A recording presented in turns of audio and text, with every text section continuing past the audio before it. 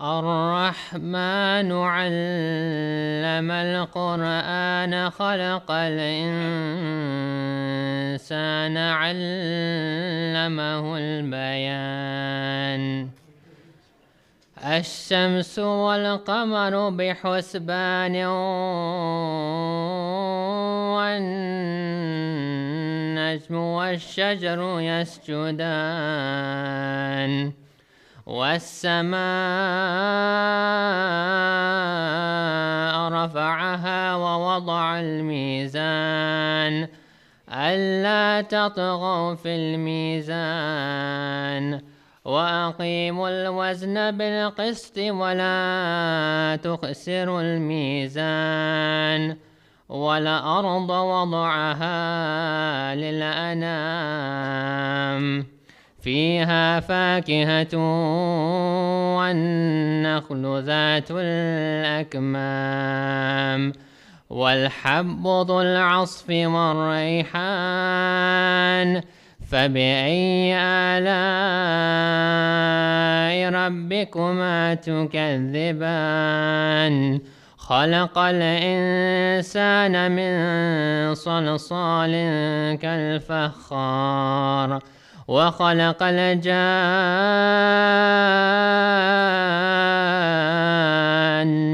من مارج من نار فبأي آلاء ربكما تكذبان رب المشرقين ورب المغربين فبأي آلاء ربكما تكذبان مرج البحرين يلتقيان بينهما برزخ لا يبغيان فبأي آلاء ربكما تكذبان يخرج منهما اللؤلؤ والمرجان فبأي آلاء ربكما تكذبان وله الجوار المنشآت في البحر كالأعلام فبأي آلاء ربكما تكذبان كل من عليها فان ويبقى وجه ربك ذو الجلال والإكرام فبأي آلاء ربكما تكذبان يسأله من في السماوات والأرض كل يوم هو في شأن فبأي آلاء ربكما تكذبان سنفرغ لكم أيها الثقلان فبأي آلاء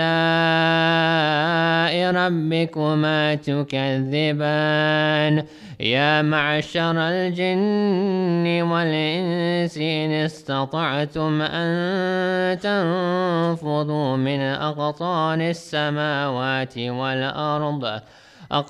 السماوات والأرض فانفذوا لا تنفذون إلا بسلطان فبأي آلاء ربكما تكذبان صدق الله العلي العظيم.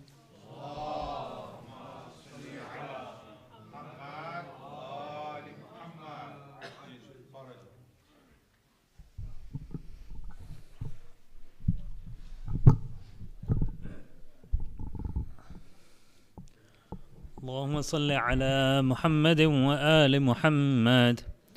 بسم الله الرحمن الرحيم. عن فاطمة الزهراء عليها السلام بنت رسول الله صلى الله عليه وآله قال: سمعت فاطمة أنها قالت: دخل علي أبي رسول الله في بعض الأيام فقال: السلام عليك يا فاطمة. فقلت: وعليك السلام. قال: إني أجد في بدني ضعفا. فقلت له: أعيذك بالله يا أبتاه من الضعف. فقال: يا فاطمة إيتيني بالكساء اليماني فغطيني به. فأتيته بالكساء اليماني فغطيته به، وصرت أنظر إليه وإذا وجهه يتلألأ كأنه البدر في ليلة تمامه وكماله. فما كانت إلا ساعة وإذا بولدي الحسن قد أقبل وقال: السلام عليك يا أماه. فقلت: وعليك السلام يا قرة عيني وثمرة فؤادي. فقال: يا أماه إني أشم عندك رائحة طيبة كأنها رائحة جدي رسول الله. فقلت: نعم، إن جدك تحت الكساء. فأقبل الحسن نحو الكساء وقال: السلام عليك يا جداه يا رسول الله، أتأذن لي أن أدخل معك تحت الكساء؟ فقال: وعليك السلام يا ولدي ويا صاحب حوضي، قد أذنت لك. فدخل معه تحت الكساء. فما كانت إلا ساعة وإذا بولدي الحسين قد أقبل وقال: السلام عليك يا أماه. فقلت: وعليك السلام يا ولدي ويا قرة عيني وثمرة فؤادي. فقال لي: يا أماه إني أشم عندك رائحة طيبة كأنها رائحة جدي رسول الله صلى الله عليه وآله. فقلت: نعم، إن جدك وأخاك تحت الكساء. فدنا الحسين نحو الكساء وقال: السلام عليك يا جداه، السلام عليك يا من اختاره الله، أتأذن لي أن أكون معكما تحت الكساء؟ فقال: وعليك السلام يا ولدي ويا شافع أمتي، قد أذنت لك. فدخل معهما تحت الكساء. فأقبل عند ذلك أبو الحسن علي بن أبي طالب وقال: السلام عليك يا بنت رسول الله. فقلت: وعليك السلام يا أبا الحسن ويا أمير المؤمنين. فقال: يا فاطمة إني أشم عندك رائحة طيبة كأنها رائحة أخي وابن عمي رسول الله. فقلت: نعم، ها هو مع ولديك تحت الكساء. فأقبل علي نحو الكساء وقال: السلام عليك يا رسول الله، أتأذن لي أن أكون معكم تحت الكساء؟ قال له: وعليك السلام يا أخي ويا وصي وخليفتي وصاحب لوائي، قد أذنت لك. فدخل علي تحت الكساء. ثم أتيت نحو الكساء وقلت: السلام عليك يا أبتاه يا رسول الله، أتأذن لي أن أكون معكم تحت الكساء؟ قال: وعليك السلام يا بنتي ويا بضعتي، قد أذنت لك. فدخلت تحت الكساء. فلما اكتملنا جميعا تحت الكساء أخذ بي رسول الله بطرفي الكساء وأومأ بيده اليمنى إلى السماء وقال اللهم إن هؤلاء أهل بيتي وخاصتي وحامتي، لحمهم لحمي ودمهم دمي، يؤلمني ما يؤلمهم ويحزنني ما يحزنهم.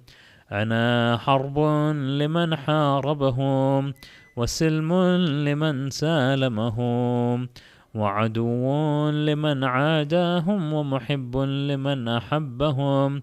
إنهم مني وأنا منهم، فاجعل صلواتك وبركاتك ورحمتك وغفرانك ورضوانك علي وعليهم، وأذهب عنهم الرجس وطهرهم تطهيرا.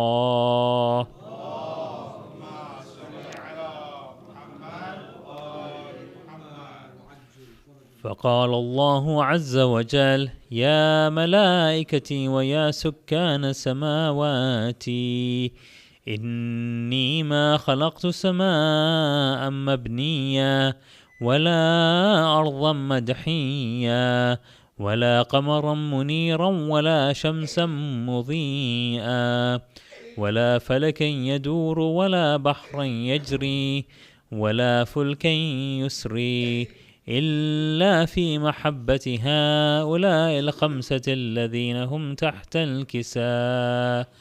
فقال الأمين جبرائيل: يا ربي ومن تحت الكساء؟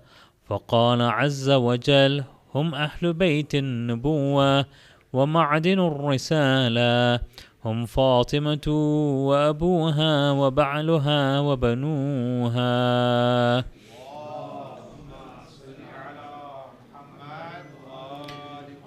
فقال جبرائيل: يا ربي أتأذن لي أن أحبت إلى الأرض لأكون معهم سادسا؟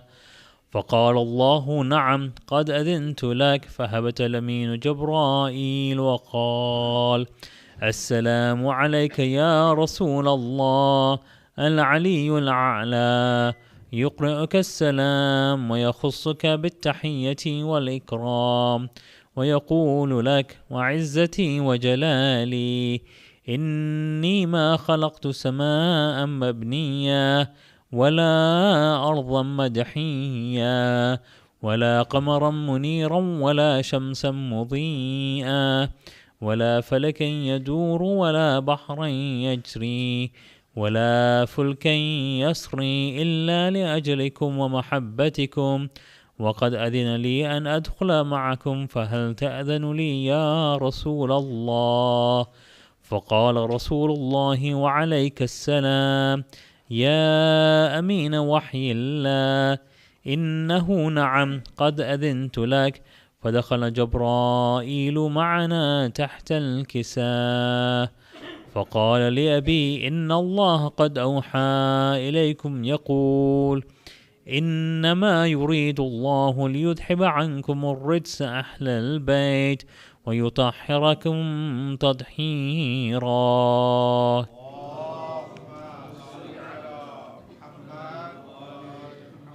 فقال علي لأبي: يا رسول الله، أخبرني ما لجلوسنا هذا تحت الكساء من الفضل عند الله.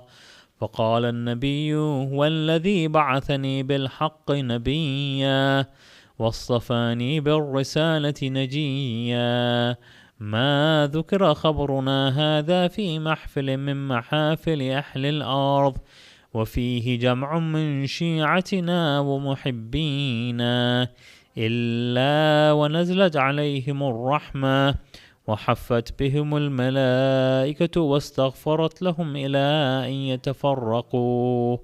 فقال علي: إذا والله فزنا وفاز شيعتنا ورب الكعبة. فقال النبي الثاني: يا علي، والذي بعثني بالحق نبيا واصطفاني بالرسالة نجيا، ما ذكر خبرنا هذا في محفل من محافل أهل الأرض، وفيه جمع من شيعتنا ومحبينا، وفيهم محموم إلا وفرج الله هما، ولا مغموم إلا وكشف الله غما، ولا طالب حاجة إلا وقضى الله حاجته. فقال علي: إذا والله فزنا وسعدنا، وكذلك شيعتنا فازوا وسعدوا في الدنيا والآخرة ورب الكعبة.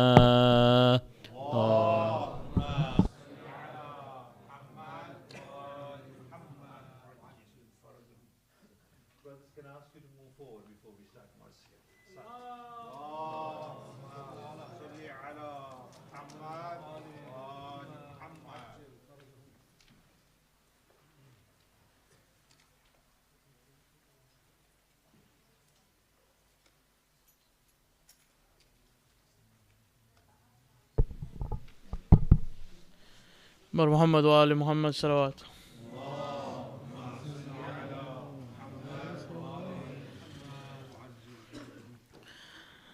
जब रिदा सर से छीनी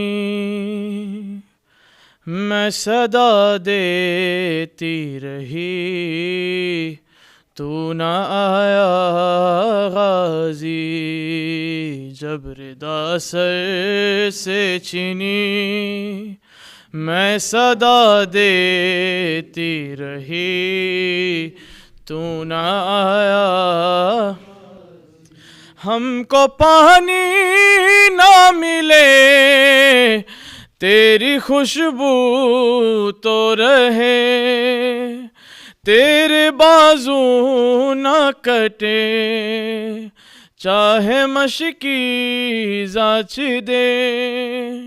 ये मगर हो ना सका तेरे बाजू है जुदा, मुझ पे है तशना लबी, तू न आया गाजी। जब रिदा सर से छीनी मैं सदा देती रही, तू न आया। धूप में तू था सजर, तुझसे आबाद था घर, है बरहना मेरा सर, क्या नहीं तुझको खबर। ऐ अलमदार वफा इस बहन को बाखुदा, तुझसे दारस थी बड़ी, तू न आया गाजी। जब रिदा सर से छीनी मैं सदा देती, तू न आया।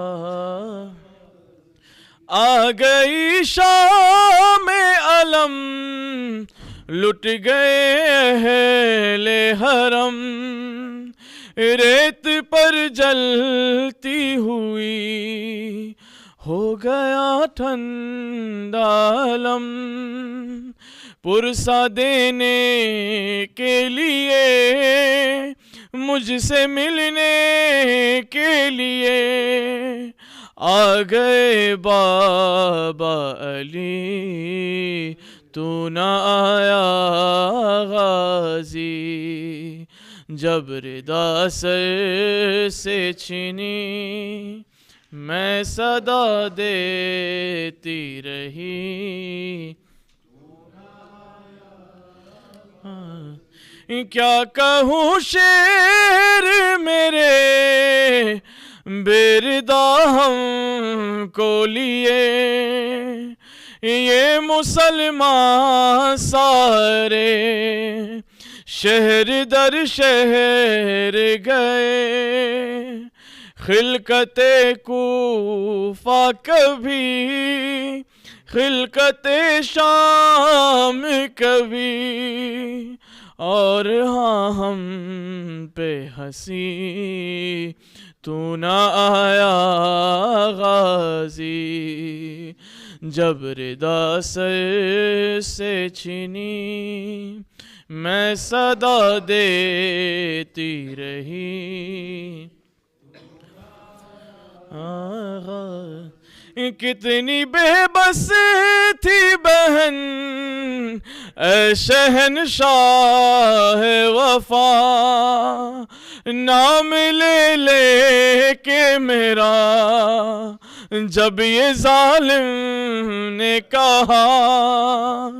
नाज था जिस पे तुझे अब बुलाओ ना उसे, और मैं रोती रही तू ना आया गाजी।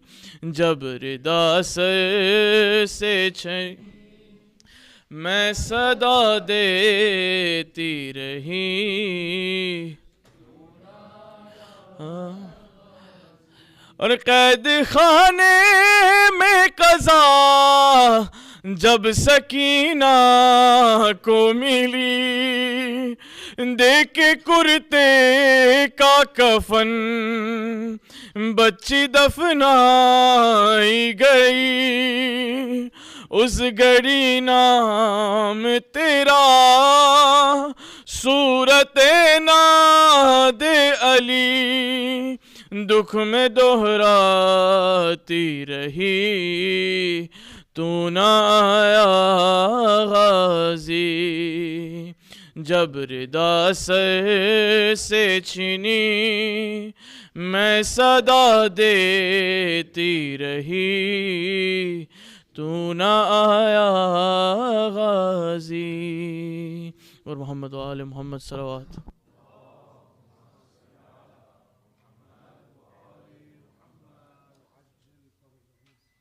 Asant.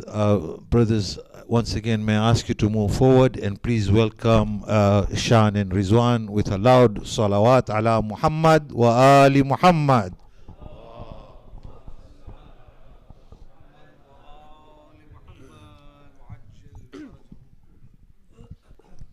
बारी दीगर सलावात।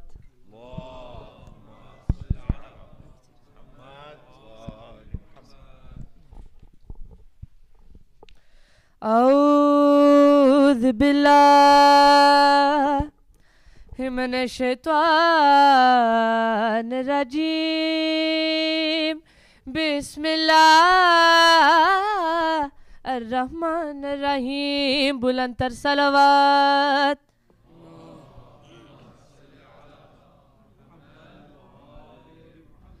अहले बैत के दुश्मनों पे लानत, पाक बीवी का हक छीनने वालों पे लानत। कुल्ले ईमान कुल्ले कुरान यक ज़बान नारे हैदरी। जब से पेशानी रखी है तेरे दर पर ज़ैनब, जब से पेशानी रखी है तेरे दर पर ज़ैनब, जाग उठा है मेरे सजीदों का मुक़द्दर ज़ैनब, जब से पेशानी रखी है तेरे दर पर ज़ैनब। एक दो मौजिज़े नबियों के हुआ करते हैं, एक दो मौजिज़े नबियों के हुआ करते हैं। कम से कम मौजिज़े तेरे हैं 72 ज़ैनब, जब से पेशानी रखी है तेरे दर पर ज़ैनब। नारे हैदरी। शुक्रिया कहने को आए हैं तेरे दर पे हुसैन। शुक्रिया कहने को आए हैं तेरे दर पे हुसैन। लेके हमरा सवालाक पैगंबर ज़ैनब। जब से पेशानी रखी है तेरे दर पर ज़ैनब। यूं तो पाली है कई हुज्जते बीबी तूने। यूं तो पाली है कई हुज्जते बीबी तूने।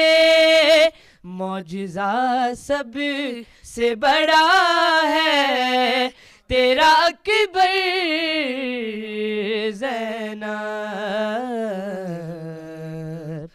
जब से पेशानी रखी है तेरे दर पर ज़ैनब। तेगे हैदर के बहुत वार है मशहूर मगर। तेगे हैदर के बहुत वार है मशहूर मगर। कभी कोई है तेरे खुतबे के बराबर ज़ैनब। हैदरी। जब से पेशानी रखी है तेरे दर पर ज़ैनब। रौंद कर गुज़रा था 9 लाख का लश्कर जिसको। रौंद कर गुज़रा था 9 लाख का लश्कर जिसको। आई है फिर उसे शबीर बना कर ज़ैनब। जब से पेशानी रखी है तेरे दर पर ज़ैनब। सलवात।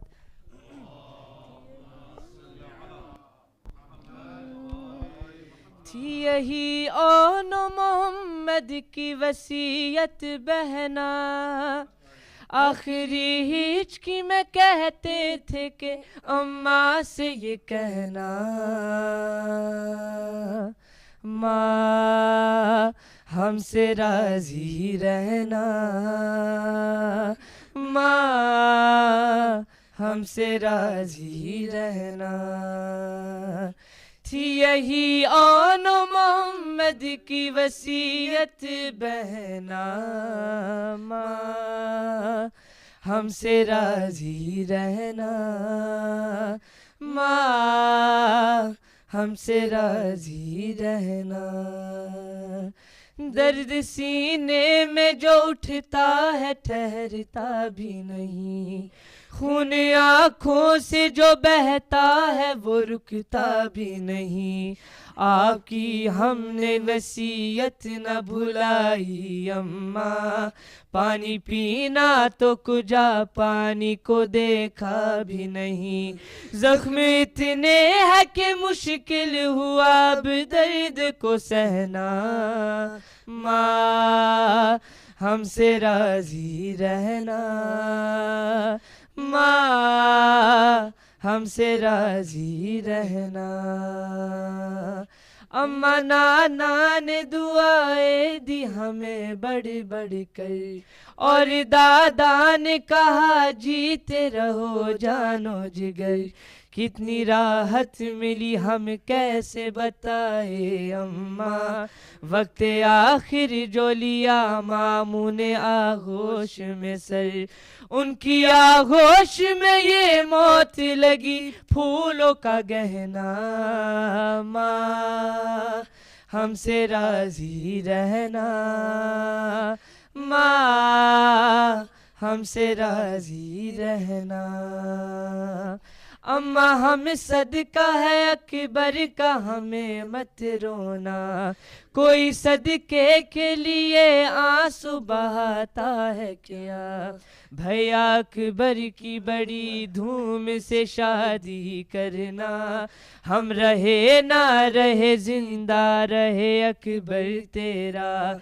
तेरे शहजादों ने है मौत का सहरा पहना, माँ हमसे राजी रहना, माँ हमसे राजी रहना। थी यही और मोहम्मद की वसीयत बहना, माँ हमसे राजी रहना, माँ हमसे राजी रहना। सलावत।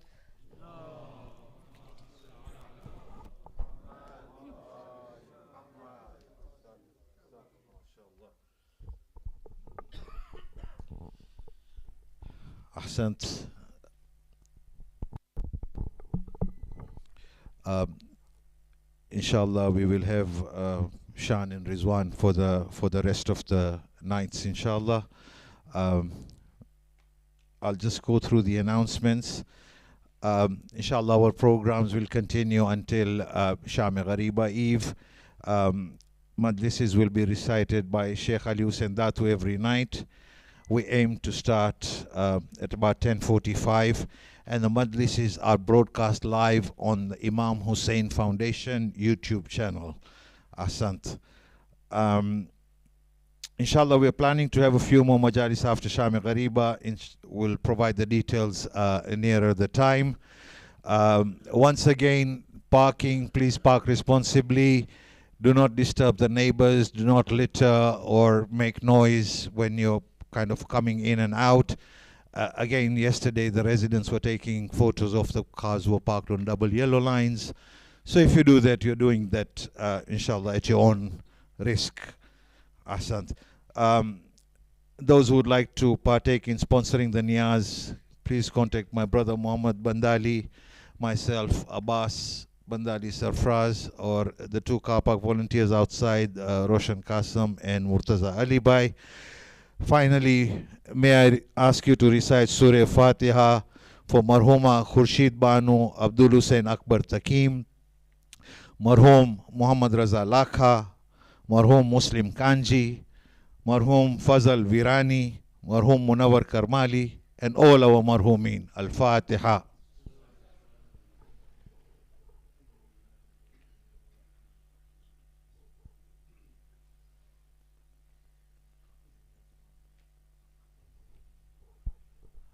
Brothers, may I please ask you to welcome Brother Salim Qasem from Zahra Trust with a salawat ala Muhammad wa ali Muhammad.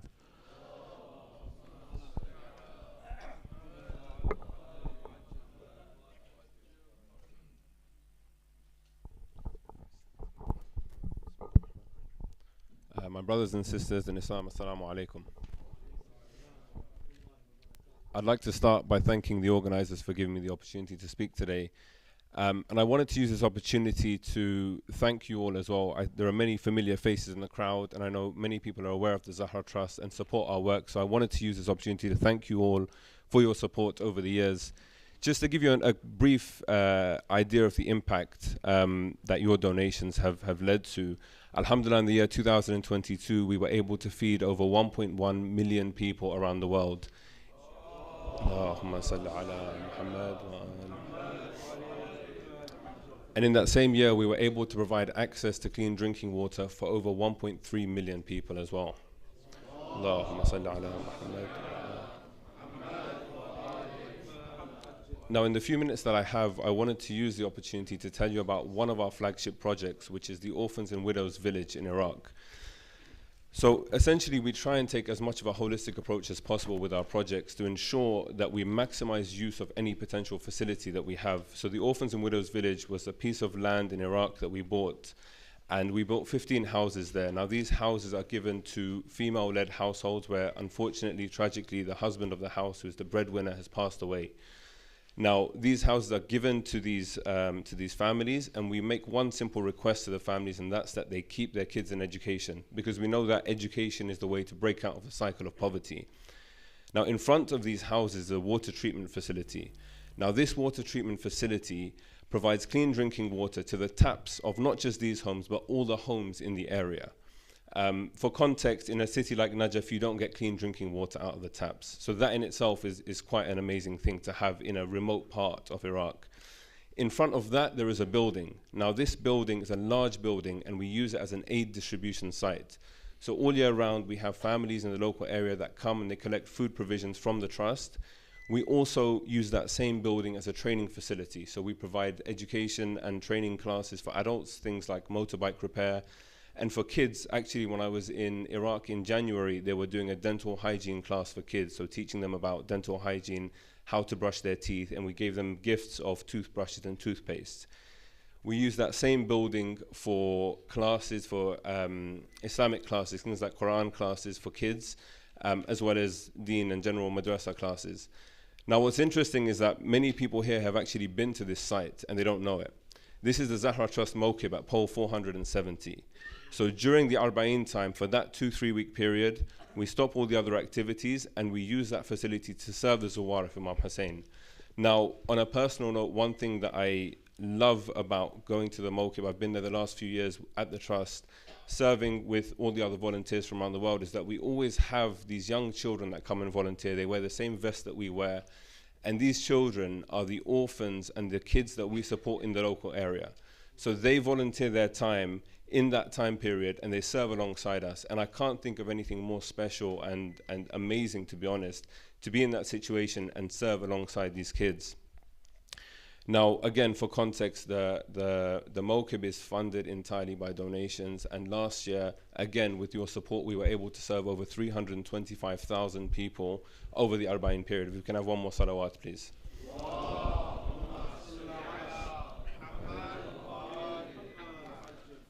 So quite honestly, I know a lot of people here, and people that know me, I love talking about the work that we do at the Zahra Trust, and one of the most difficult things is actually to stand up here and ask for money and donations.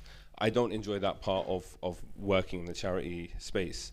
But what I will say is that having been out in our areas of operation and sat with the communities and had meals with the families that we serve, I would be doing a disservice to them if I didn't stand here and make that plea to you all today. So if there's absolutely anything that you can give, on the gent side, we have a banner at the back with a QR code, and next to it there is a sadqa tin. Anything that you can give, we would really appreciate. On the ladies' side, there is a stall, and we're selling certain items, and all the proceeds from that go towards the Zahra Trust. So absolutely anything would mean a lot to us. If we can end, please, with a Surah Fatiha for everybody that was here with us last Muharram and not here with us this year, unfortunately. But before that, please, a salawat ala Muhammad wa ali Muhammad.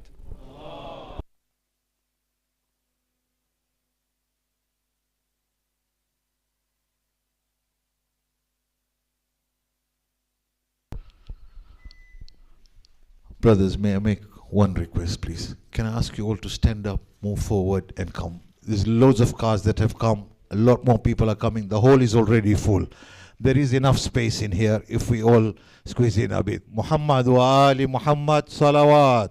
Allahumma salli ala. Ahsan, brothers. Ahsan, thank you for your cooperation. Ahsan.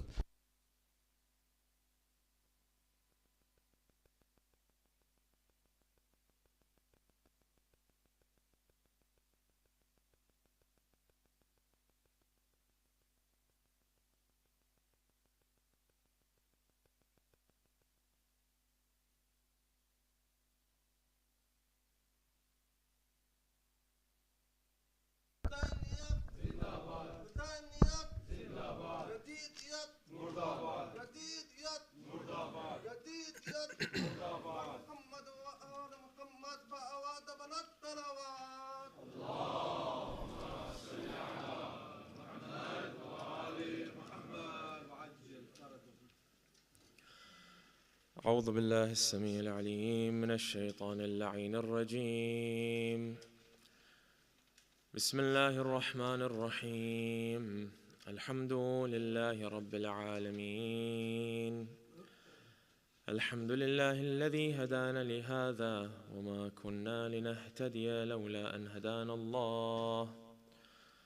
ثم الصلاة والسلام على سيدنا وحبيب قلوبنا وشفيع ذنوبنا وطبيب نفوسنا محمد بن عبد الله وعلى أهل بيته الطيبين الطاهرين.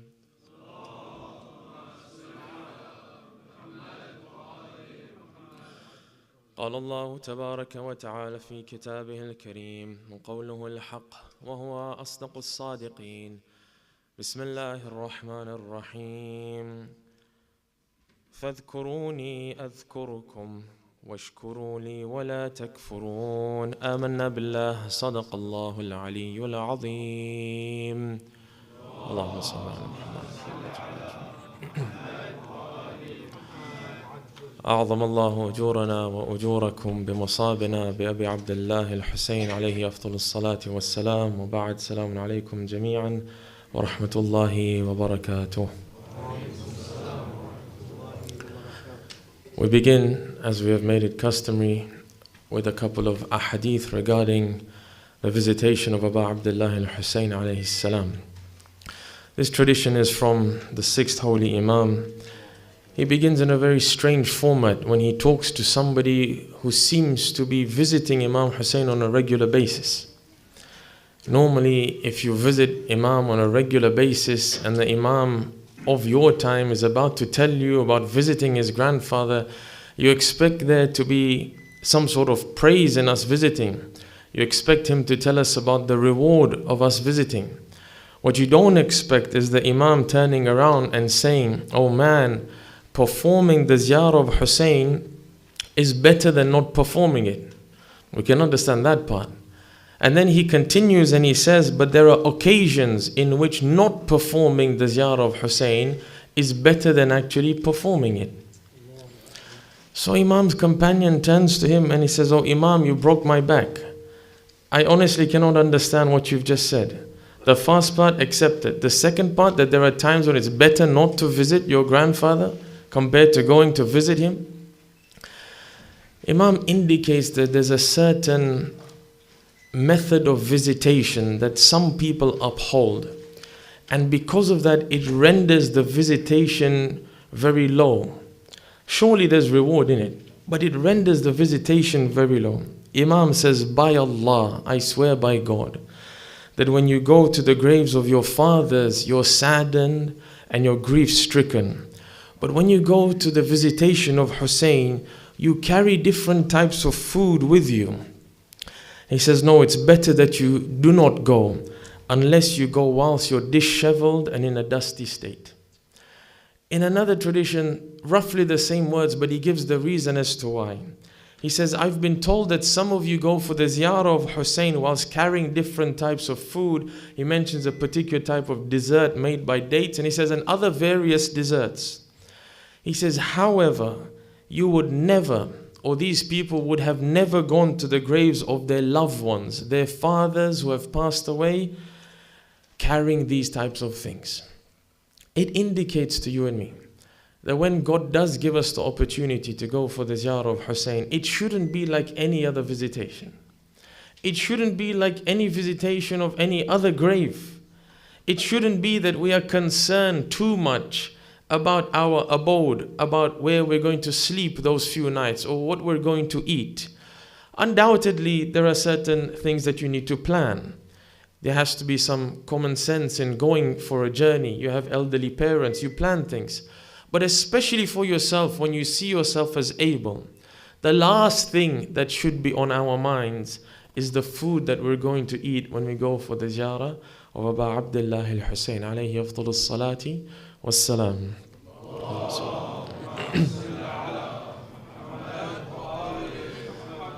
Continuing then our talks titled Between the Ego and Dunya, the first sin. So far we've progressed a fair bit in understanding the nature of this ego. We've understood that it is impossible to enter heaven with an ego. An ego is that which defies God, which challenges God. What we know is if man even has a drop of an ego still left within him, he cannot enter into Jannah. And yesterday, after 5 odd talks, we started looking at the solution as presented by God in the Quran to rid ourselves of the ego. It is such a simple solution, and that's the beauty of our religion. It doesn't give us complex remedies to morality. It gives us very simple remedies and solutions to uphold, to ensure that we remain as human beings. We took lesson yesterday from Shaitan, that this Satan who fell prey to his ego as the first sin and his attachment to himself and what's around him, he gives us the answer. He says that I'm going to sit on this straight path. I'm going to attack them in front when they see me, from behind when they can't, from the right and the left. And then he concludes and he says, but you won't find many of them grateful. It's an indication that the ones who are grateful, I won't be able to attack them. So the one simple solution to rid ourselves of our ego is to fall into gratitude of Allah subhanahu wa ta'ala. We then concluded our discussion yesterday with one of the most beautiful verses of thanks, where Allah says to us that even if you have immense punishment that has to be given to you, every sin that you've committed, it's been written down. I know the punishment that I have to deal with you. But then he concludes in such a beautiful fashion. He says, مَا يَفْعَلُ اللَّهُ بِعَذَابِكُمْ إِن شَكَرْتُمْ. But as soon as you thank God, God says, what am I going to do with all this punishment that I've reserved for you? You simply thank me, so it's all going to be put aside. What does it mean? If I'm not deserving of punishment anymore because I thanked God, that means in thanking God, I rid myself of the ego and there's no need to punish me anymore. The whole notion of punishment was to get rid of my ego. But by thanking you, I got rid of my ego. So God, that's why you've said, I've put all your punishment aside. There's no need for punishment. Udkhuluha bisalam. Now enter into Jannah with security and peace. As mentioned yesterday, the next step of the journey now is to understand how I should be thanking Allah subhanahu wa ta'ala. And what it means that God will appreciate me. God says in the Quran, the verse we said yesterday, that I will thank you. Not just you thank me. In return, I'll appreciate the efforts that you have given to me. So what happens when you thank somebody? I'm going to give you an example that every Khoja from East Africa will understand. We've all drunk water from Dar es Salaam. Somewhere it's flowing in our body. We've eaten a kebab from 80 shop. It's there. Somewhere in the ancestry generation, it's there. So you'll understand the example. And on the day of Eid, when somebody knocks your door and you're getting visitors and you're getting gifts. On the day of Eid, when somebody knocks and they come and they bring you a bunch of flowers from the petrol station. And you look at it, and you're looking at me as if, Ali saying, who brings you flowers on the day of Eid? It's an example for the ladies so they can understand. We have to balance out the examples for the men and for the women. Somebody comes and brings you a bunch of flowers. In your eyes, it has little value, if any. As they come, they give it to you and me. The first thing that comes out of our mouth is, thank you, but you shouldn't have. But as soon as the door closes, That's when the reality comes out. That's when we say that who gives flowers like this on the day of Eid? But you know what's worse? What's worse is the next step. That we just make sure that there's no personalization on this flower, no card inside.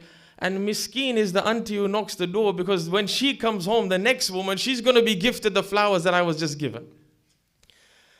That type of thanks is a thanks that not only is it void of reality, but what was said by the tongue, the breath that pushed it out, had hypocrisy, the stench of hypocrisy within it.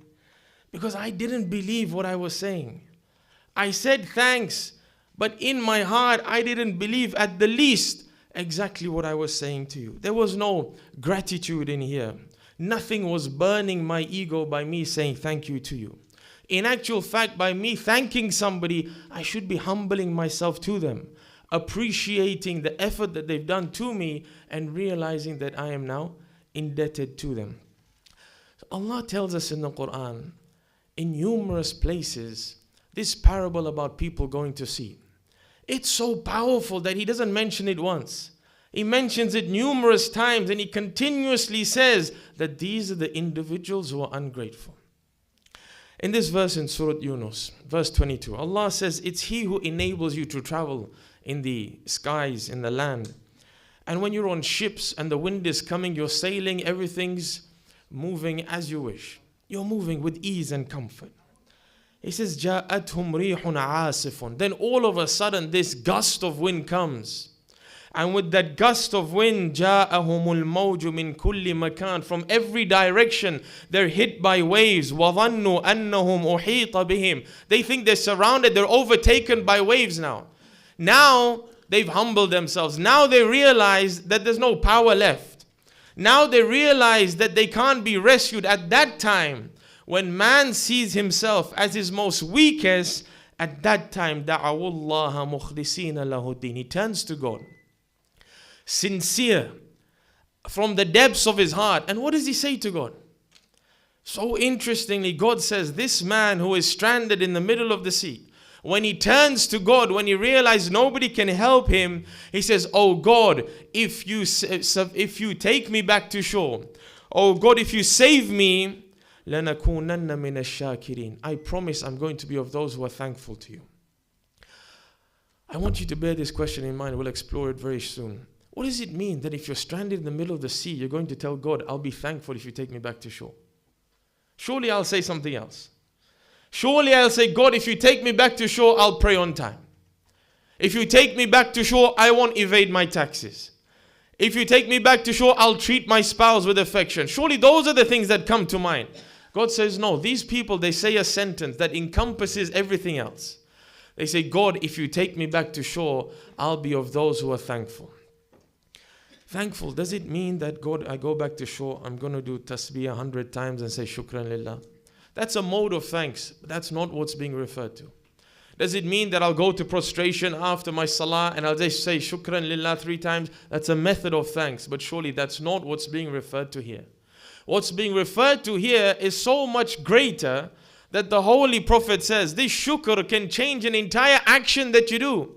He says, At-ta'im ash-shakir, the one who's eating but he's thankful, he has the position of as-sa'im as-sabir, the one who's fasting but is patient. That man who's fasting in Ramadan and is patient with the difficulties and the pangs of hunger, the Prophet says if somebody's eating and he's thankful, he has the same position. It's the thankfulness that changes everything over here. Let's finish the sentence and we'll come back to what it means by truly thanking. Allah says, but when we brought them back to sea, when I saved them, إِذَا هُمْ يَبْغُونَ فِي الْأَرْضِ بِغَيْرِ الْحَقِّ. As soon as I saved them, not after a short while. Listen to what he says. He says, as soon as I save them, no sooner do I save them, they begin to commit injustice upon earth. Oh mankind, the injustice that you're doing is only against your own selves. Why are you doing it? Mata' al-hayat dunya, because you're attached to this world. But know that you're going to return back to us. Listen again to what just happened.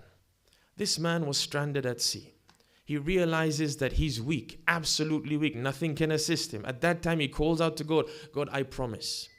I make a commitment and oath. You take me back to shore, I'll be grateful. God says as soon as he steps back on shore, he hasn't done anything. He hasn't gone and killed somebody. He hasn't gone and backbid somebody. God says as soon as he steps back onto the shore, that's it. He begins to commit an injustice towards me. What does that mean? That means as soon as he stepped on shore, he broke his promise with God.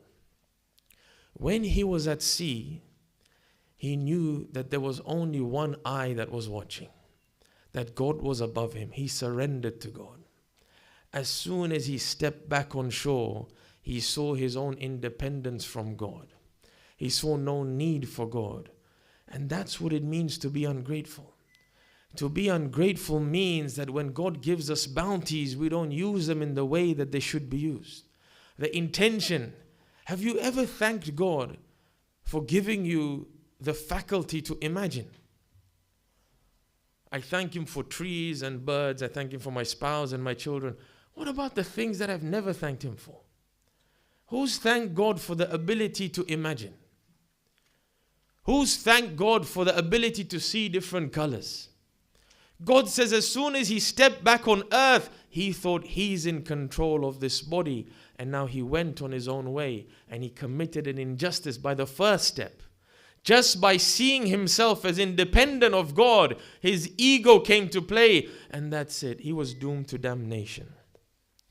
As soon as we bring them back to shore, another verse in the Quran, same parable.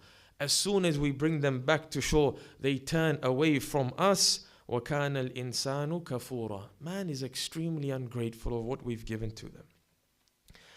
Allow me to give you an example of true gratefulness. If you've had a child, you'll be able to understand this example. Remember when you were inside the labor ward? At that time, you were at sea. Why were you at sea? Because you had no power. When man is taken and ridden away from all his own power, however wealthy you were, however knowledgeable you were, however many children you had and properties under your name, when that midwife came and told you your baby's a breech child and we only have a few minutes left, you were powerless. You were at sea. At that time, what happened? At that time, we turned back to God and said, God, if you make my child survive, if you make my wife survive this difficulty, then God, I promise you, I will pray on time. And the promises kept flowing. We bartered with God at that time. Why? Because I was rendered humble. I fell down onto my knees. That's what God wants. And then how did you thank?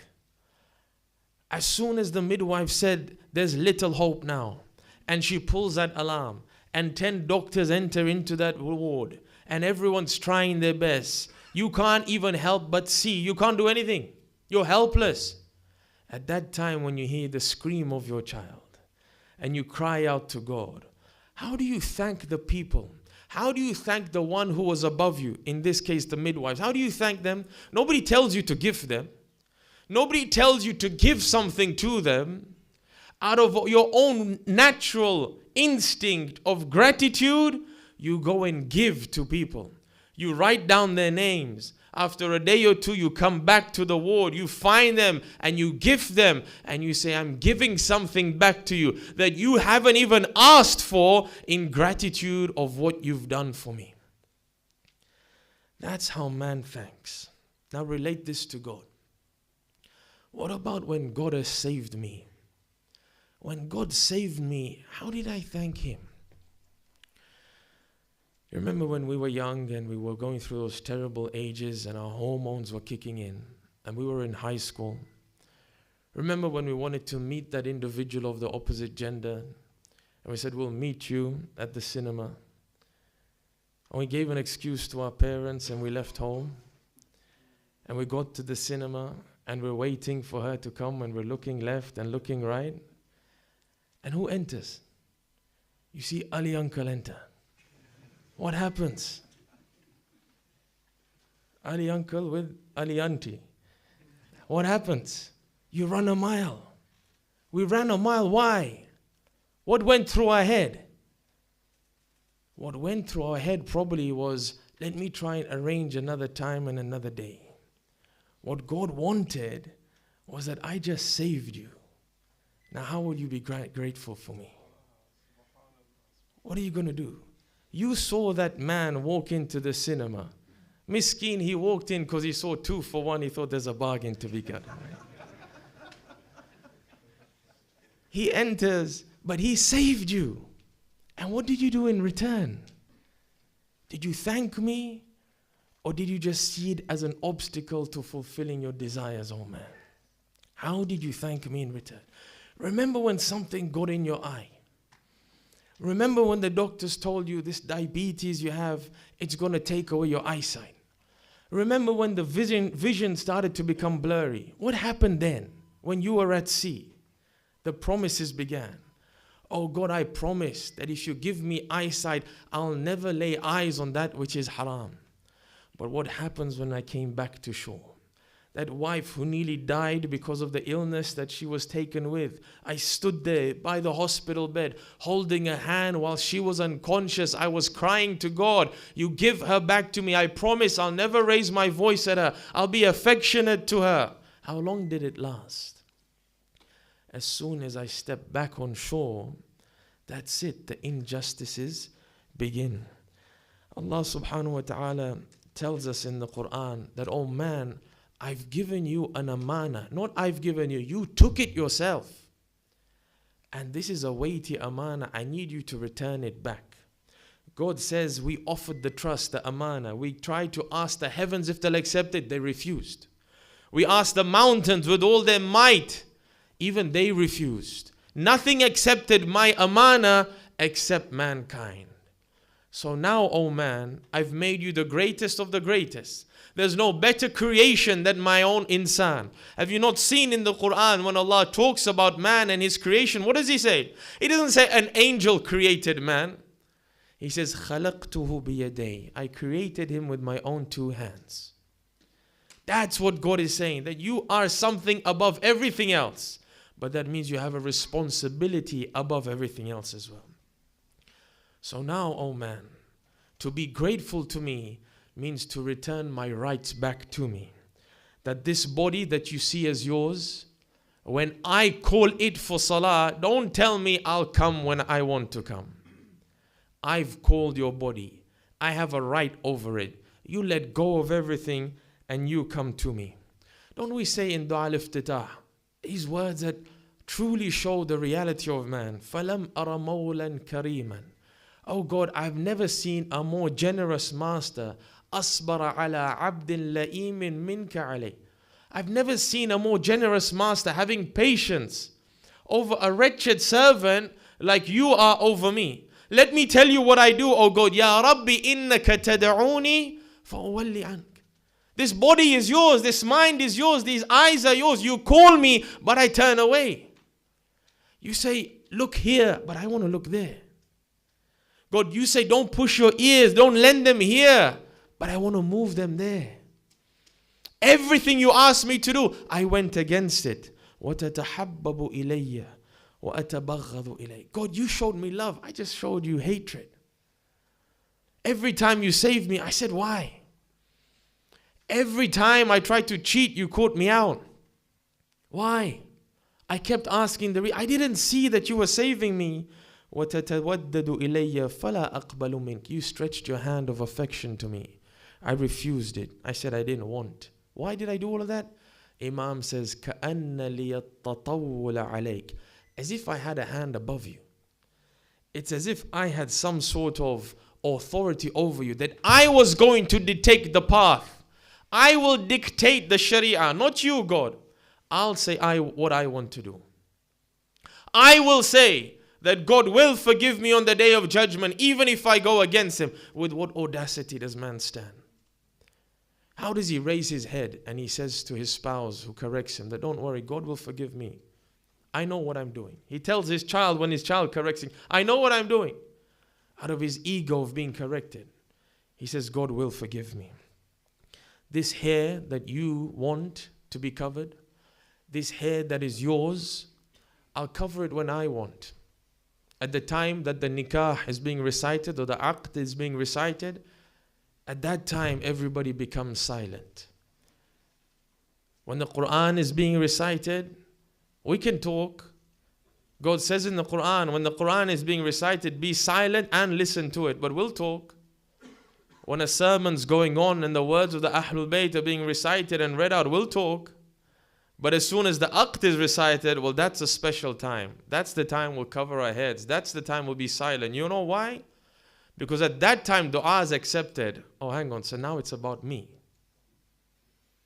Now it's about my dua being accepted, so I'm going to be silent now and I'll ask from God.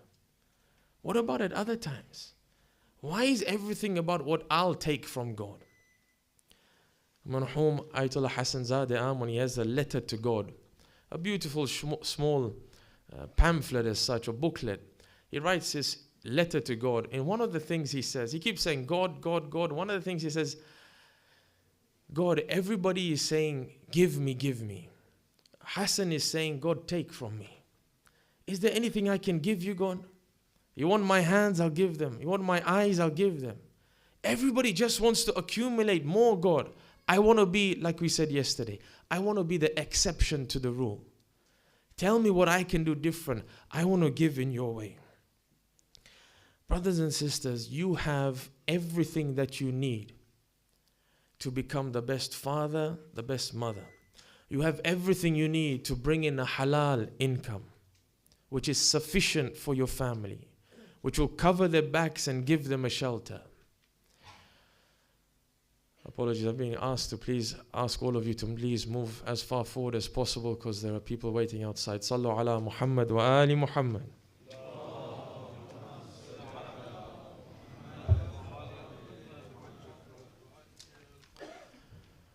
We have everything in order to become the best version of ourselves, to become a servant of God. I don't know if I mentioned to you in the previous talk, have you seen how the Prophet takes pride, not in being called the Rasul?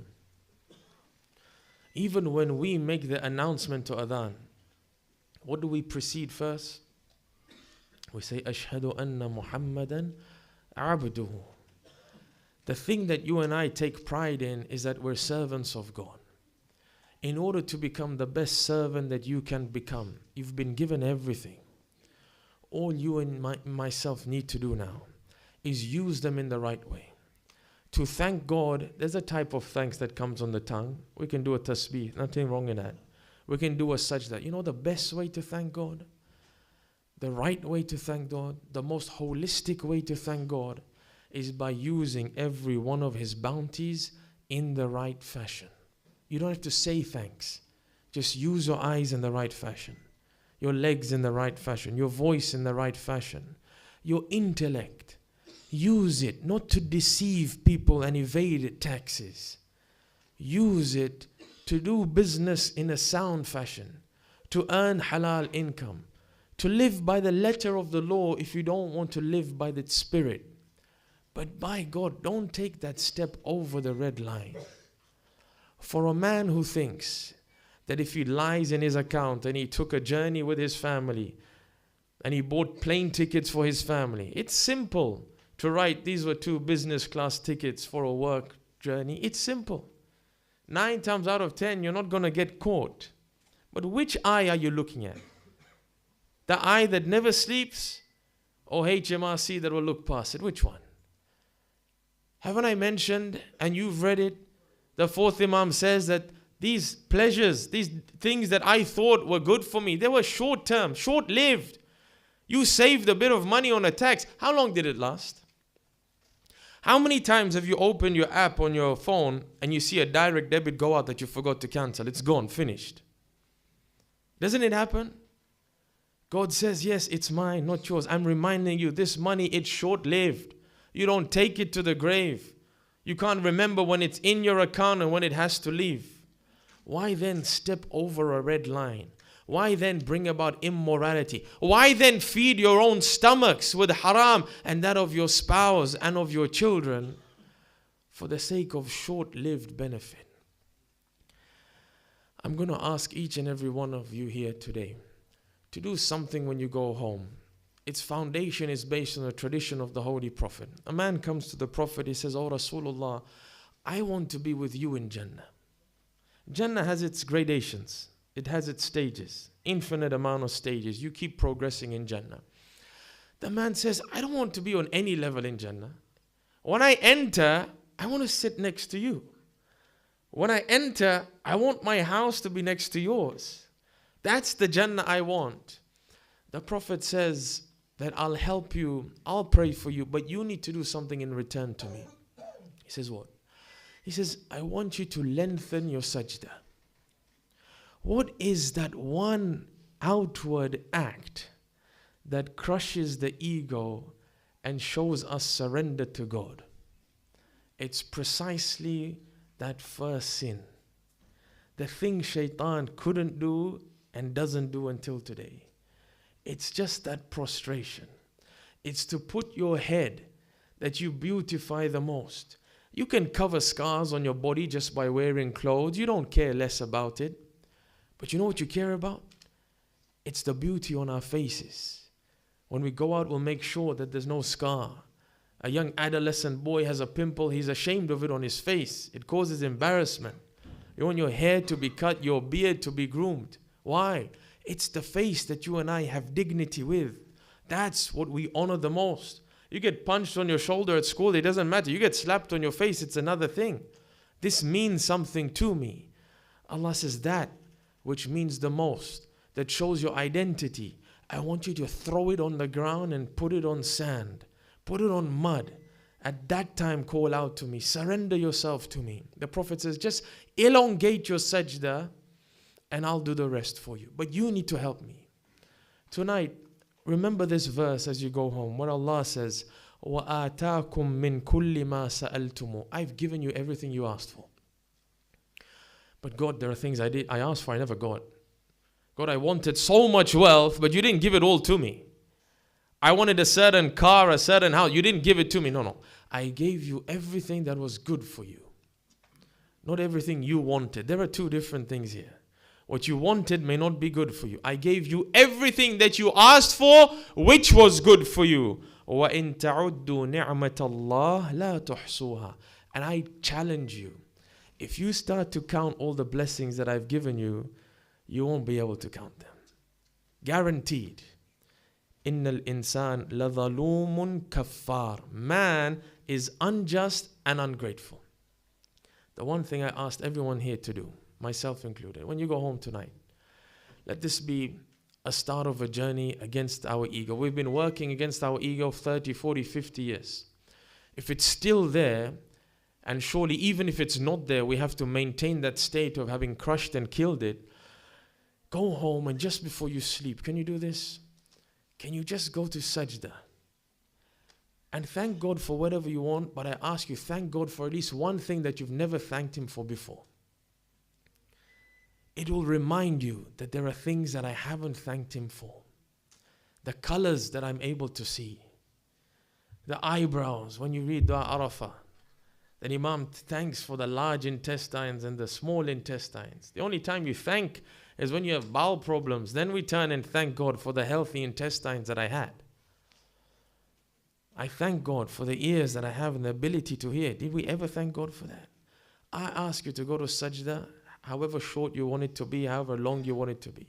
But thank Him, and at least thank Him for one thing that you never thanked Him for. If you can make this a habit, that every night before I sleep, I'll surrender to you and I'll thank you for one thing, then hopefully the next day will turn as well. In the day, the progress that has to be made is that we thank God with our limbs. Our talk tomorrow and discussion will continue in understanding the ramifications of thanking God. When God says, I'll thank you back, what does that mean? That's a major statement. That the God who owns everything, He's turning to me and He'll tell me that you thank me. I'm not just going to appreciate your thanks. I'm going to thank you back. I want to know what that means. And I want to know what it means from the Quran. I want to remind us of a few incidents tonight. What I'm about to say doesn't come from primary sources. because the primary sources are void of the details of the shahada of these two young soldiers. What I'm about to say comes from secondary sources, poetry, and stories. You know, when we nurture our young boys, especially the boys, what we teach them is a notion of chivalry. In a world where men don't have a barrier between women, in a world where we let our boys grow up with feminine characteristics, in a world where we don't mind if our girls want to see themselves as boys and vice versa, in a society that pushes that, chivalry dies. Being a real man, being a real woman, that dies. The lines are blurred. You know, when you bring up a boy specifically, one thing you teach him is that you're going to be the last man to jump off the ship. It is your duty to protect your sisters and your mother. And you instill that from a young age. That however young they are, however weak they may be, they still think inside themselves that I can protect my mother however old she may be. When he sees that his mother's in an argument over the counter with someone, he'll try and say something. He'll interject. Even though nobody hears his squeal, the fact that he has chivalry and manhood inside him, he'll try and speak up. When these two young boys of Zainab left Medina, they must have thought to themselves that our father's not accompanying us, we will protect our mother. That, oh mother, don't worry. Until we reach Makkah, we are your guardians. As they reached Makkah, their promise was upheld. She reached safely. But then after a few days, they left Makkah towards Kufa. Oh mother, we'll protect you as we move towards Kufa. But on the way to Kufa, they were intersected by Hur. Moved towards a land that they didn't know where they were going. When they reached the Furat, they must have turned to their mother and said, oh mother, we will make sure you drink water every night. Oh mother, if you are hot, we will ensure that we open a tent for you so you can sit inside the shade. A time comes the night before Ashura, when Zainab alayha salam calls for Aun and Muhammad. These young two boys that aren't even baligh rush towards the camp of their mother, into her tent. They come and they see their mother is sitting down. They rush to their mother, they sit knee to knee with the mother. Zainab has her head down on the earth. She begins to weep. They ask, oh mother, why do you cry? Have we done something wrong? Mother, did we not look after you? Mother, are you thirsty? Should we get you some water? What have we done wrong? Tell us. She says, oh my children, you have done nothing wrong. I just want to open the heart of a mother to her children. Do you permit me? They say, oh mother, speak, you don't need permission. She says, oh my children, I want to tell you that tomorrow, if my brother Hussein has stopped breathing, but my sons are still breathing, then I will be extremely ashamed, oh my children. It will bring shame to this face of your mother, shame to the daughter of Ali, that her children are breathing, but her son and Imam has stopped breathing. You know, sometimes when your parents say something and you have excitement to speak back, you want to speak, but out of the courtesy and respect, you hold back your words. That's what they were doing. They wanted to speak up, but Zainab was talking, so they sealed their mouths. As soon as Zainab stopped, they said, oh mother, can we speak? She says, oh child, you may answer. They turn together and in one voice they say, oh our mother Zainab, don't you know that Ja'far al-Tayyar is from our lineage? Oh mother, don't you know that we were taught by Abbas ibn Ali how to fight? Oh mother, we're waiting for the sun to rise tomorrow so we can bring a smile to your face and we can defend our uncle Hussein. As the sun rises on the day of Ashura, as the first arrow is shot by Umar ibn Sa'ad, as arrows rained down on Hussein and his companions. One by one, the companion says, "Oh Hussein, we will not allow that your family dies but we breathe." Every companion, one by one, went to martyrdom before the family of Hussein. When none was left apart from the family of Hussein, at that time his family members began to seek permission. You know who else came to ask permission? Two boys who weren't baligh. They ran to their uncle. They said, "Uncle, is it my turn yet? Oh, uncle, give me permission." He would turn to them and say, "Oh, my children, you're not bad. Look after your mother a little longer. Go and look at her face. Kiss her forehead one more time." They would return back to the camp. A short while later, they would rush back. "Oh, uncle, is it our time yet?" Hussein says, "Not yet. It's not wajib for you. Why do you want to go? Your uncle is still here. He'll defend, not you." The time comes when they come and they say, "Uncle, we can't bear it any longer. Uncle, we can't sit in our tents any longer. Uncle, we're trembling now. When we look at the face of our mother, we look at the grief on her face. We want to bring a smile to her face. Let us go to Shahada." Imam embraces them. He says, "Remember, it's not wajib upon you." They say, "No, uncle, this is what we're here for.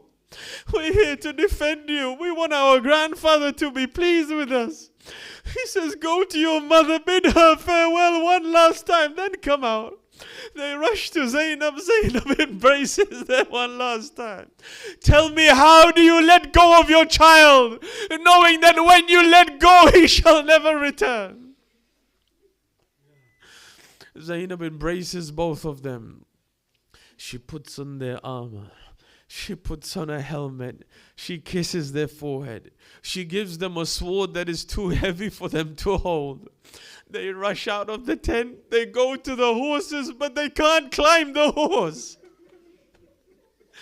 These young boys are so short. They're so young. They can't climb the horse themselves. They look at Hussein, "Uncle, can you help me?" Hussein comes with a broken heart with Abbas. He lifts the children onto the horses. He says, "Oh children, I tell you one last time, this isn't wajib for you." He say, "Oh, our uncle, give us permission. Permit us to go." Imam says, "Go in the path of Allah, go."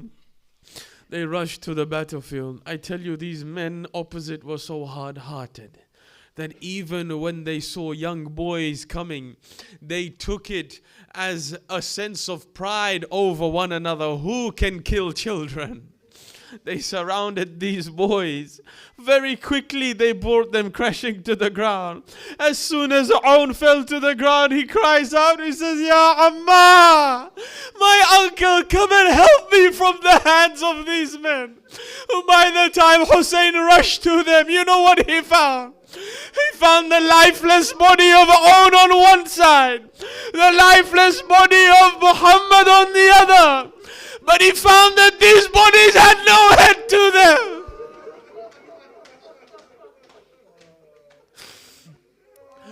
Hussein picks up a body. Abbas picks up a body. They walk back to the tents with their head down. They go into the tent of Zainab and they put Aoun and Muhammad down. They quickly leave the tent. Zainab rushes into the tent. She opens the tent. She sees the bodies of her children without heads lying in front. She falls on these bodies. She begins to kiss the neck and the chest. And then she sits down. In a loud voice, she cries out to Allah, lifting her hands to the skies. She says, "Allahumma taqabbal minni hadha al-qurban." Oh Allah, I only have one request from you, is that you accept my sacrifice on this.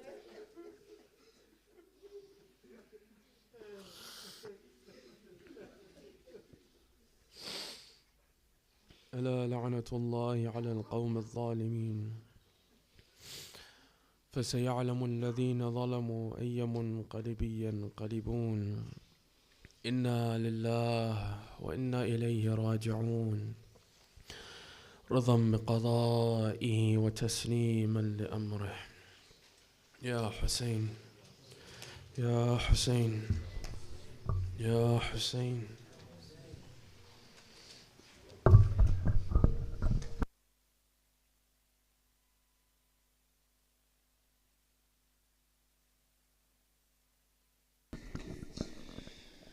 फिजा ने कहा ओ मोहम्मद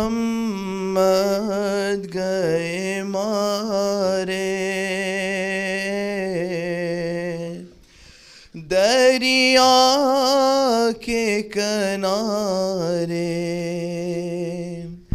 फिजा ने कहा ओ मोहम्मद गए मारे, दरिया के किनारे। मामू पे फिदा हो गए ज़ैनब के दुलारे, दरिया के किनारे। सुनकर ये सदा सानिए ज़हरा ये पुकारी, अम्मा गई वारी। प्यासे ही मेरे लाडले दुनिया से सिधारे, दरिया के किनारे। देखेंगे न पानी की तरफ आँख उठा के, वादा था ये माँ से। शहजादों ने दम तोड़ दिया प्यास के मारे, दरिया के किनारे। खेमे में अभी लाने की जल्दी नहीं लोगों, अकबर से ये कह दो बच्चों को मेरे भाई का सदका तो उतारे, दरिया के किनारे।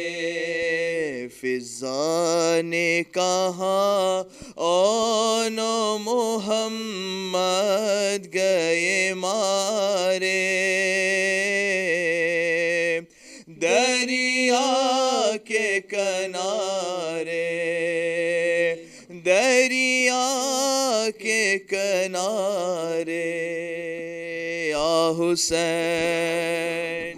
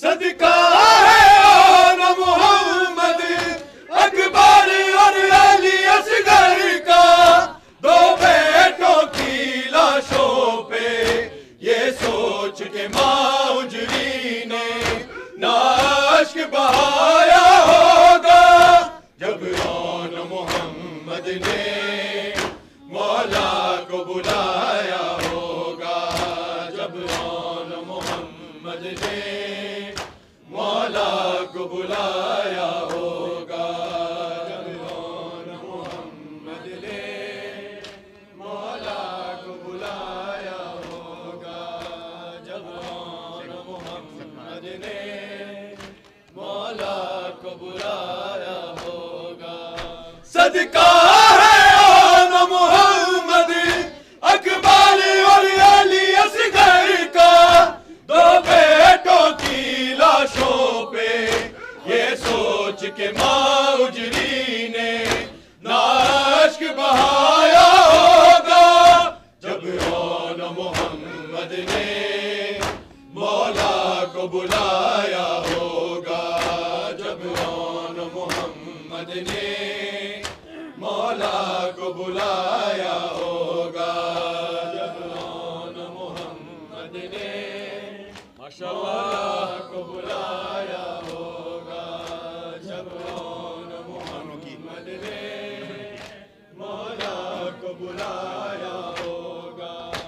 इन दोनों की लाशें तो एक दूसरे से दूर पड़ी थी, मजलूम ने कैसे इनकी लाशों को जाके तन्हा मकतल से उठाया होगा, जब आन मोहम्मद ने मौला को बुलाया होगा, जब आन मोहम्मद ने मौला को बुलाया होगा, जब आन मोहम्मद ने मौला को बुलाया होगा, जब आन मोहम्मद ने मौला को बुलाया होगा।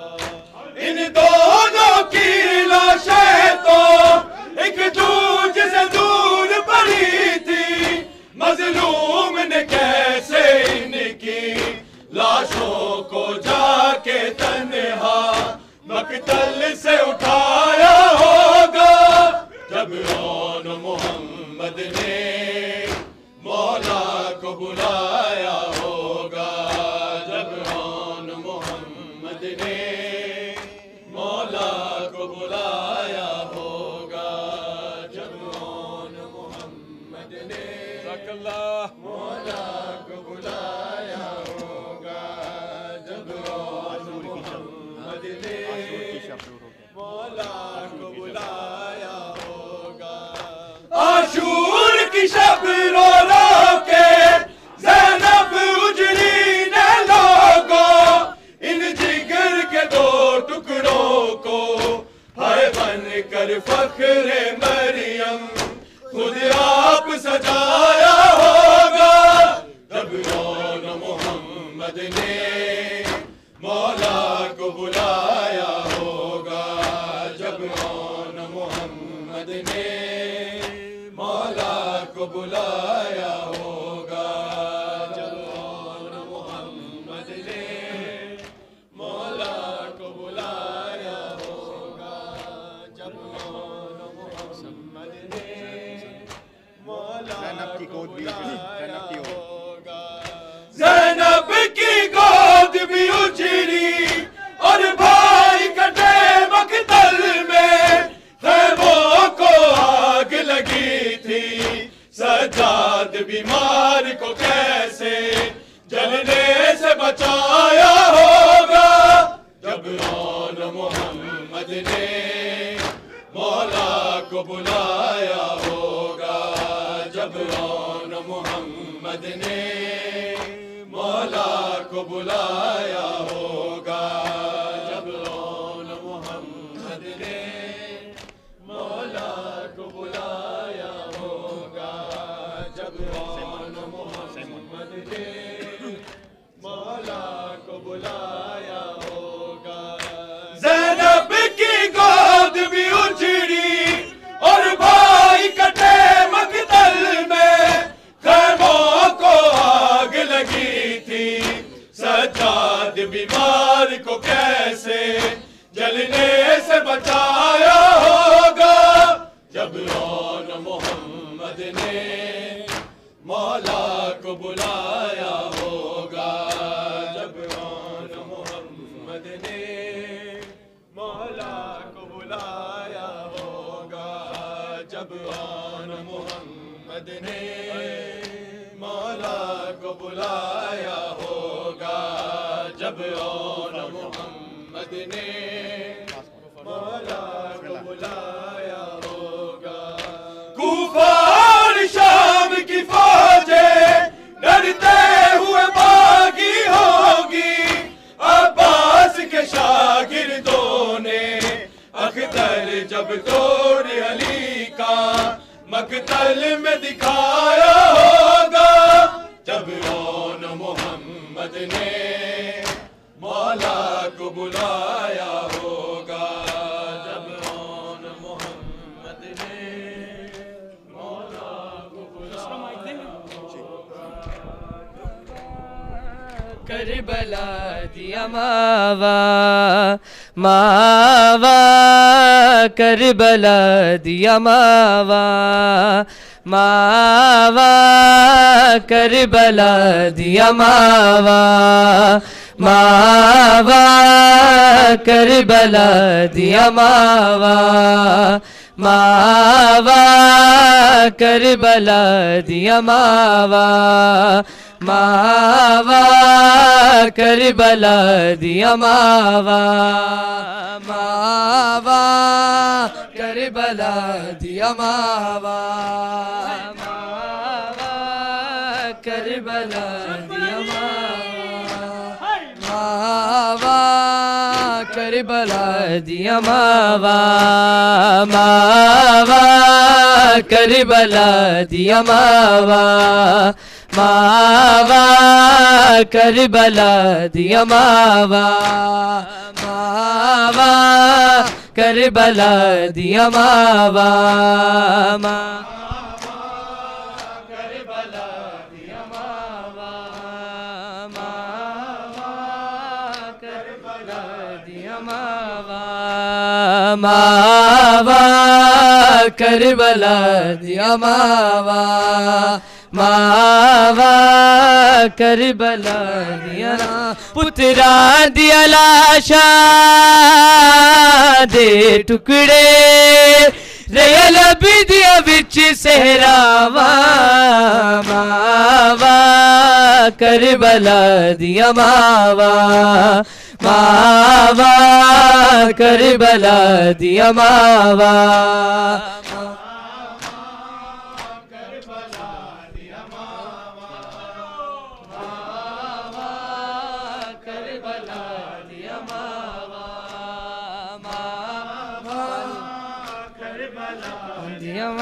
पुत्रा दिया लाशा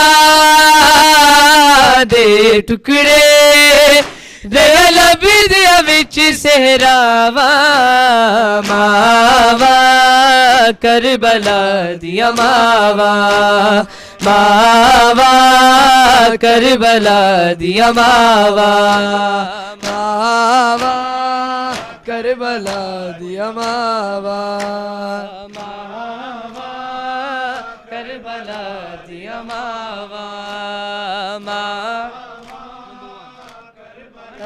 दिया सब्र दे मालिक नू सैन लैला आखे, इज़्न जे देवे ते मैं सब्र दी साज च अकबर दे सीने चो सांग हटावा मावा, करबला दिया मावा मावा, करबला दिया मावा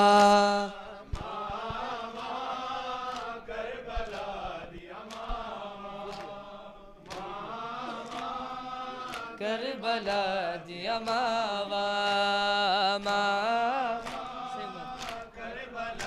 दिया मां सब्र दे मालिक नू सैन लैला आखे इसने जे देवे ते मैं सब्र दी सांझ च अकबर दे सीने जो सांग हटावा मावा करबला दिया मावा मावा करबला दिया मावा मावा करबला दिया मावा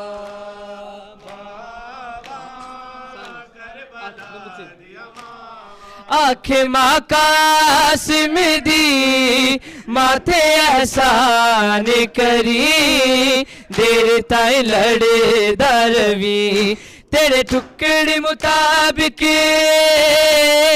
बधनिया ने मेरे वीर हुसैन दिसावा मावा करबला दिया मावा मावा करबला दिया मावा मावा करबला दिया मावा मावा करबला दिया मावा पुत्रा दिया लाशा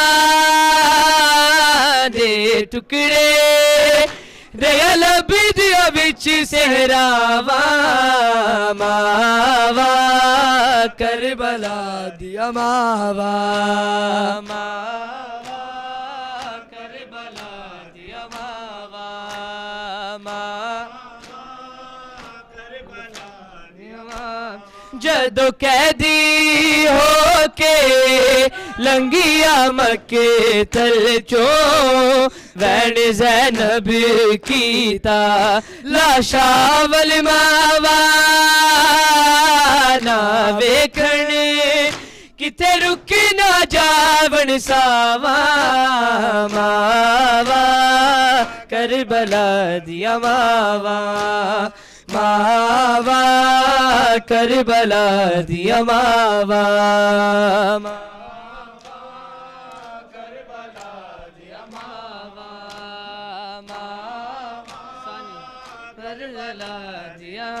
पुत्रा दिया लाशा दे टुकड़े रया लबिदिया बिच सहरावा मावा करबला दिया मावा मावा करबला दिया मावा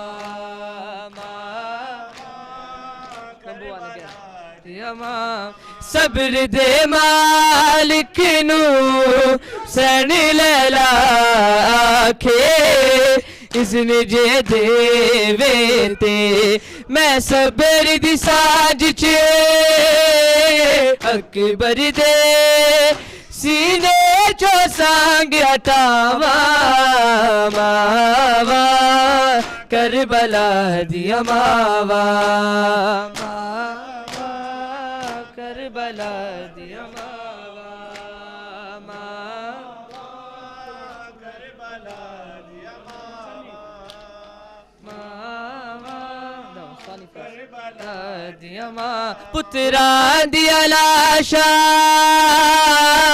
दे टुकड़े रयल बिदिया बिच सहरावा मावा करबला दिया मावा मावा करबला दिया मां जदों कैदी होके लंघिया मक्के तल चो वैन ज़ैनब कीता लाशावल मावा ना वेख किते रुक ना जावन सावा मावा करबला दिया मावा मावा करबला दिया मावा मावा करबला दिया मावा हुसैन या हुसैन या हुसैन हुसैन या हुसैन या हुसैन या हुसैन या हुसैन या हुसैन। है सर को कटा के दिन पे, सर को कटा के दिन पे खुद करबला पे कर दिया तूने हुसैन या हुसैन या हुसैन या हुसैन या हुसैन या हुसैन या हुसैन या हुसैन सब करो या हुसैन या हुसैन या हुसैन या हुसैन या हुसैन या हुसैन। सर को कटा के दिन पे, सर को कटा के दिन पे खुद करबला पे कर दिया तूने हुसैन या हुसैन या हुसैन या हुसैन या हुसैन या हुसैन या हुसैन या हुसैन या हुसैन या हुसैन या हुसैन या हुसैन या हुसैन या हुसैन या हुसैन। खालिक तेरा ममनून है, खालिक तेरा ममनून है मुर्तज़ा और फातिमा के नूर हैं या हुसैन या हुसैन या हुसैन या हुसैन या हुसैन या हुसैन या हुसैन या हुसैन या हुसैन या हुसैन या हुसैन या अब्बास या अब्बास या अब्बास।